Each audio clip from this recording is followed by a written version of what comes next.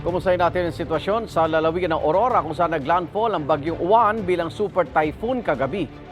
Makakausap po natin si Aurora Governor Isidro Galban. Governor, magandang umaga. Magandang umaga. At ngayon po gumaganda na ho ba panahon dyan? Gaano po kalala ang naging pinsalang nakita ninyo? Mukhang maayos naman na ang sitwasyon ng panahon ngayong umaga. At kagabi naman ay nang mag-fall dito ng mga alas 9 Gs ng gabi, ay hindi naman siya kasintagal ng mga kagaya ng mga nakaraang bagyo. Opo.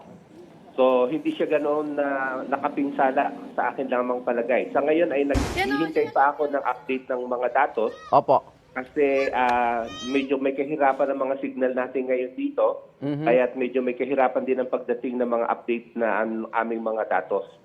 Kamusta po mga residente natin at gaano po karami ang na-evacuate natin? Bago nag-umpisa ang bagyo ay nailigtas namin ang nasa 4,000 mahigit na pamilya o equivalent to sa 12,000 tao ang nailikas. At wala naman nangyaring masyadong forced evacuation kasi Opo. coordinated ang ating mga barangay at sumunod naman ang ating mga kababayan dahil 3 araw bago dumating ang bagyo ay kami ay nagsagawa na ng mga preemptive measures. May ulat po bang namatay, nasugatan, nawawala, Governor? Sa ngayon, wala pa akong natatanggap na report, wala pang mga datos at kaya nga nasabi ko, medyo mahirap ang Opo. signal dito.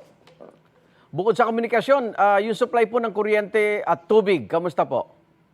Yung supply ng ating kuryente kagabi, bago pa dumating ang lakas ng bagyo ay wala na lahat ng kuryente dito sa Aurora. Opo. Ano pa hong pangangailangan ng ating mga kababayan dyan? Baka magkaroon ng tulong mula sa national government, Governor? Yeah, kagaya ng usual na kailangan ng ating mga kababayan ay siyempre kailangan natin ng mga relief goods, Opo. mga food and non-food items at mga medical health kits. Opo. At siyempre, yun ay laging kailangan natin, lalo na yung mga kababayan natin na naapektuhan sa mga baybaying dagat. Maraming salamat, Aurora Governor Isidro Galban. Ingat po kayo. Okay, maraming salamat din.